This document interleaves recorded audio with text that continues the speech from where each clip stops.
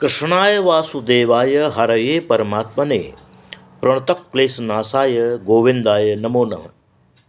महाभारत के अनुशासन पर्व की कथाएं। राजा बीतहव्य को ब्राह्मणत्व प्राप्त होने की कथा। युधिष्ठिर ने कहा, पितामह, आप बुद्धि, विद्या, सदाचार, शील और सब प्रकार के गुणों से संपन्न हैं। आपकी अवस्था भी सबसे बड़ी है।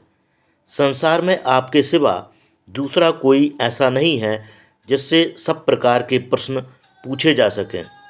अतः यह बताने की कृपा कीजिए कि क्षत्रिय, वैश्य अथवा शूद्र किस उपाय से ब्राह्मणत्व प्राप्त कर सकता है। कौन सी तपस्या, किस कर्म का अनुष्ठान अथवा किस शास्त्र के अध्ययन से ब्राह्मणत्व की प्राप्ति हो सकती है। भीष्म जी ने कहा, बेटा, क्षत्रिय आदि 3 वर्णों के लिए ब्राह्मणत्व प्राप्त करना कठिन है। युधिष्ठिर ने पूछा, दादाजी, आप तो कहते हैं कि ब्राह्मणत्व की प्राप्ति कठिन है, किंतु मैंने आप ही से सुना है कि पूर्व काल में विश्वामित्र क्षत्रिय से ब्राह्मण हुए, तथा यह भी सुना है कि राजा बीतहव्य ने भी ब्राह्मणत्व प्राप्त किया था। अतः आप बताइए, किस वरदान अथवा तपस्या से राजा को ब्राह्मणत्व की प्राप्ति हुई। भीष्म ने कहा, युधिष्ठिर, महायशस्वी राजर्षि बीतहव्य ने जिस प्रकार दुर्लभ ब्राह्मणत्व प्राप्त किया था उसका वृत्तांत सुनो। पूर्व काल में धर्मपूर्वक प्रजा का पालन करने वाले महात्मा मनु के एक धर्मात्मा पुत्र हुआ जिसका नाम था सरियाती। सरियाती के वंश में राजा वत्स हुआ। उसके हयहय और ताल जंग नामक 2 पुत्र हुए। ये दोनों ही राजा थे। हयहय का ही दूसरा नाम बीतहव्य था। उसके 10 स्त्रियां थीं। उनके गर्भ से 100 पुत्र उत्पन्न हुए जो युद्ध से पीछे न हटने वाले और शूरवीर थे। उन दिनों काशी में हर्यश्व नाम से प्रसिद्ध एक राजा राज्य करते थे जो देवोदास के पितामह थे। बीतहव्य के पुत्रों ने हर्यश्व के राज्य पर चढ़ाई की और उन्हें गंगा यमुना के बीच प्रयाग के निकट युद्ध में मार डाला। फिर हर्यश्व के पुत्र सुदेव का, जो देवता के समान तेजस्वी और दूसरे धर्म के समान धर्मात्मा था, काशी के राज्य पर अभिषेक किया गया, किंतु बीतहव्य के पुत्रों ने आकर उसे भी संग्राम में मौत के घाट उतार दिया। इसके बाद सुदेव का पुत्र देवोदास काशी का राजा बनाया गया। उस महातेजस्वी ने जब मन को बस में रखने वाले बीतहव्य के पुत्रों का पराक्रम सुना तो इंद्र की आज्ञा से वाराणसी नाम की नगरी बसाई। इसका घेरा गंगा जी के उत्तर तट से लेकर गोमती के दक्षिण किनारे तक फैला हुआ था। इसके भीतर बसी हुई वाराणसी नगरी इंद्र की अमरावती के समान शोभा पा रही थी। उसमें निवास करते हुए राजा देवोदास पर भी हयहय वंशी राजाओं ने धावा किया। तब महाबली और तेजस्वी राजा देवोदास ने पुरी से बाहर निकलकर शत्रुओं के साथ लोहा लिया। दोनों ओर की सेनाओं में 1000 दिन, 2 वर्ष 9 महीने 10 दिन तक देवासुर संग्राम के समान भयंकर युद्ध होता रहा। इसमें राजा देवोदास के बहुत से वाहन और सिपाही काम आए। उनका खजाना खाली हो गया और वे बड़ी दयनीय अवस्था में पड़ गए। अंत में अपनी राजधानी छोड़कर वे भाग चले और प्रयाग में भरद्वाज मुनि के आश्रम पर पहुंचकर दोनों हाथ जोड़े उनके शरणापन्न हो गए।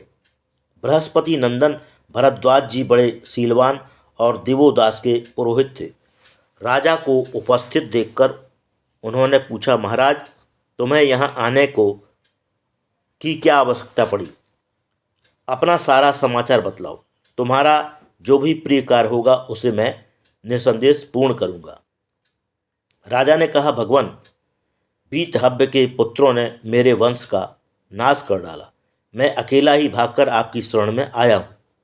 यह सुनकर महाभाग भरद्वाज मुनि ने कहा, सुदेव नंदन, तुम डरो मत, मैं एक यज्ञ करूँगा। उससे तुम्हें ऐसे पुत्र की प्राप्ति होगी जिसकी सहायता से तुम हजारों वीतहव्य के पुत्रों को मार डालोगे। यह कहकर भरद्वाज मुनि ने राजा के लिए उत्तृष्टि नामक यज्ञ किया। उसके प्रभाव से देवोदास के यहाँ एक पुत्र उत्पन्न हुआ जो संसार में प्रतर्दन के नाम से प्रसिद्ध था। वह पैदा होते ही इतना बढ़ गया कि तुरंत 13 वर्ष की अवस्था का सा दिखाई देने लगा। उसी समय उसने अपने मुख से संपूर्ण वेद और धनुर्वेद का गान किया। भरद्वाज मुनि ने उसे योग शक्ति से संपन्न कर दिया और उसके शरीर में संपूर्ण जगत का तेज भर दिया। फिर राजकुमार प्रतर्दन ने अपने शरीर पर कवच और धनुष धारण किया। उस समय देवर्षिगण उसका यश गाने लगे। वह ढाल और तलवार बांधकर अपना धनुष टंकारता हुआ आगे बढ़ा। उसे देखकर राजा देवोदास को बड़ी प्रसन्नता हुई और उन्होंने प्रतर्दन को युवराज बनाकर अपने को कृतकृत्य समझा। इसके बाद देवोदास ने शत्रु दमन प्रतर्दन को वीतहव्य के पुत्रों का वध करने के लिए भेजा। पिता की आज्ञा पाकर वह शत्रु विजयी वीर हय नगरी की ओर चला और रथ पर बैठे ही बैठे गंगा के पार होकर तुरंत ही वहां पहुंच गया। उसके रथ की घोर घरघराहट सुनकर विचित्र ढंग से युद्ध करने वाले हय राजकुमार कवच से सुसज्जित होकर नगराकार विशाल रथों पर बैठे हुए पुरी से बाहर निकले और बाणों की वर्षा करते हुए प्रतर्दन पर चढ़ आए। तब उस तेजस्वी राजकुमार ने अपने अस्त्रों की वर्षा से शत्रुओं के अस्त्रों को रोक दिया और वज्र एवं अग्नि के समान प्रज्वलित बाणों तथा भल्लों से उनके मस्तक काट डाले। हाय वीर खून से लथपथ होकर सैकड़ों और हजारों की संख्या में धराशायी हो गए।